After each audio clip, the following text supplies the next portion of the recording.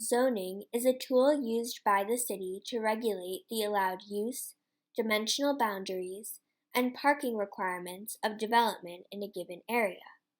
In other words, zoning determines what you are or are not allowed to do with your space.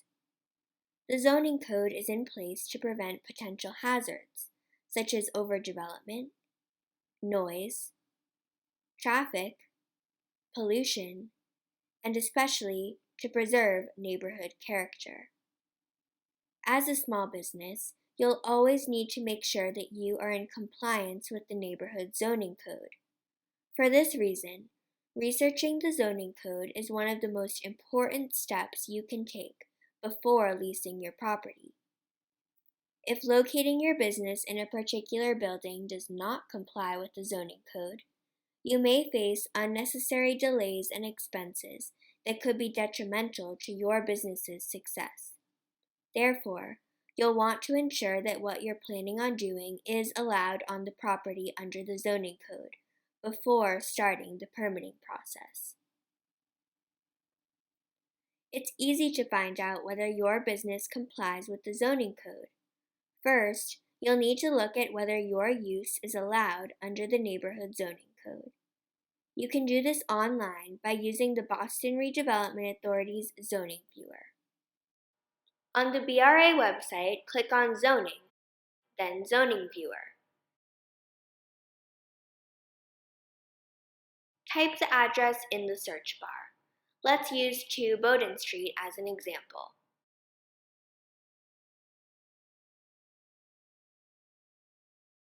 Here, you'll see which neighborhood zoning code applies to your location. In this case, it's the Dorchester Neighborhood District. Next, go back to the zoning page and click on Zoning Code. Find the appropriate neighborhood zoning code. Underneath the appropriate district, in this case, the Dorchester Neighborhood District, click Tables. Here, you'll see whether certain types of businesses qualify as allowed uses. Next, you'll need to determine what the Inspectional Services Department considers to be the property's legal use at the present moment.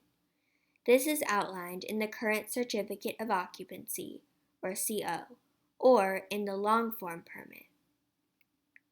This is ISD, or the Inspectional Services Department. It's located on 1010 Mass Ave, and it's open to anyone, not just contractors or architects. In general, ISD is your go-to resource for all things zoning, so don't hesitate to visit their offices throughout the process. They can give you the building's record of occupancy, which will either be in the most recent CO or long-form permit on file.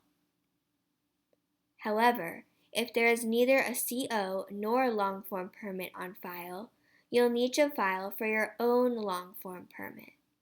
On the City of Boston website's Inspectional Services page, you can find more information on long-form permits by clicking on Building,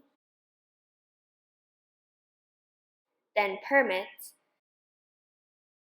then What Permit Do I Need, and then Long-form. Here, you'll see a list of what you need to complete this application, as well as the link to initiate your application online. Although zoning also includes dimensional requirements, such as height or distance from the street, understanding the different types of land uses permitted is the simplest way to determine whether your business's use is allowed in your chosen location.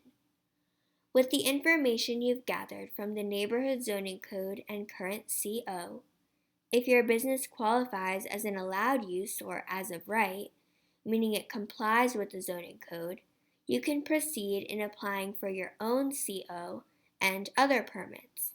However, if your business is a conditional use, meaning it might be permitted as long as it complies with certain code conditions, forbidden use, meaning it is not typically permitted in the district because of its impact on other allowed uses, perhaps due to noise, pollution, etc., or non-conforming use, meaning it was permitted prior to an amendment of the zoning code, but it no longer conforms with the present requirements, you will need to make a formal request to deviate from certain requirements of the zoning code through the Zoning Board of Appeals, or ZBA. It is important to note, however, that the appeals process brings added costs and may take several months to complete. Therefore, you may wish to seek out a different location that will comply with the zoning code. To recap, before you lease, do your research. Check the neighborhood zoning code as well as the current CO or long form permit to see whether your business would be an allowed use in that particular location. If your business is one of the allowed uses, you can proceed.